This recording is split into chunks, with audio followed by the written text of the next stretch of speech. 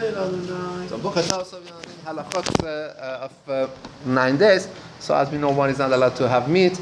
And in this case, chicken is also considered to be meat. I mean, in every case, we say that chicken is considered to be meat.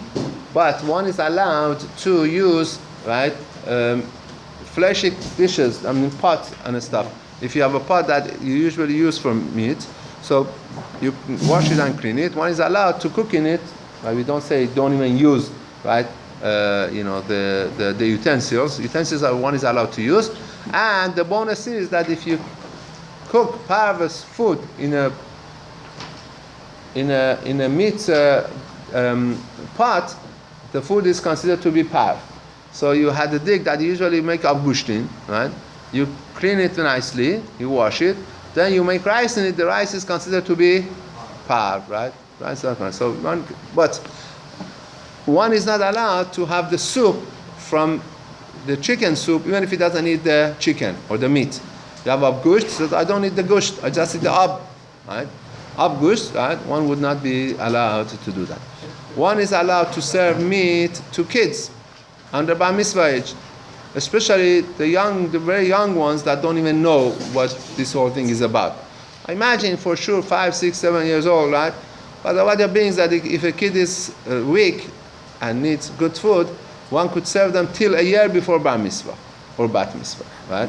That's only if the kid is weak. You don't look like weak too. Exactly. So, but otherwise, right?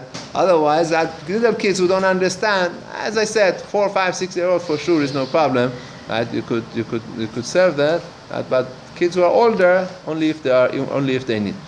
The interesting thing is that kids always like pizza except these 9 days. Now they want meat.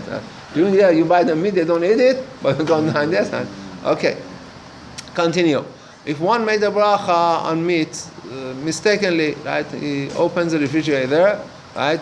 And he sees a piece of meat, takes it. Oh, remembers that can have meat. What's supposed to do?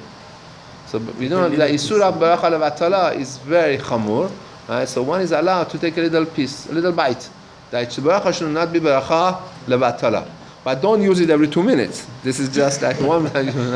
So one, right, would be allowed to eat just a little bit of it. Right? That Baracha should not be Baracha Levatala. Also, one is allowed to taste the food Erev Shabbat. It's a mitzvah to taste the food Erev Shabbat to make sure that it's that it's good, delicious for Shabbat. One would be allowed to do that Erev Shabbat, right? To taste the food of Shabbat. Now, tasting means there is a taste. Some shuls have a minhag that people come before mincha, go to the cholent pot and take a whole plate of cholent just to make sure that it tastes good for Shabbat. I don't think that's allowed. It's just a little taste to make sure that it's. Now, can you change? If you made a beracha on something, number one, who said you have another shackle right there and then to change it? And number two, till you find it's a hefsek. So, right, you're allowed to take a little bite. Once you say the beracha, how long do you have before you eat it? If you have something in front of you, there is no time. If you have something else in front of you, but if you have to start go looking for it, that's hefsek. No, I'm saying if you have an apple on your hand and you want to eat it, say beracha al-ha'etz, right? The sooner you do, the better it is. How long do you have? I don't know. I don't know if there's time. I don't know if there is time. I don't know if there is time in it. It's not like you can hold it for 1 minute, look at your watch. Just the sooner you do, the better it is. So if somebody for some reason doesn't eat it for 20 seconds, is it still okay? As long as they're holding in their hands, right? He's not doing the right thing, he's doing the wrong thing, but I imagine. Fish is allowed. Fish is no problem. Right. Is there a difference between meat and chicken as far as giving to the children? I didn't see it. I haven't seen it.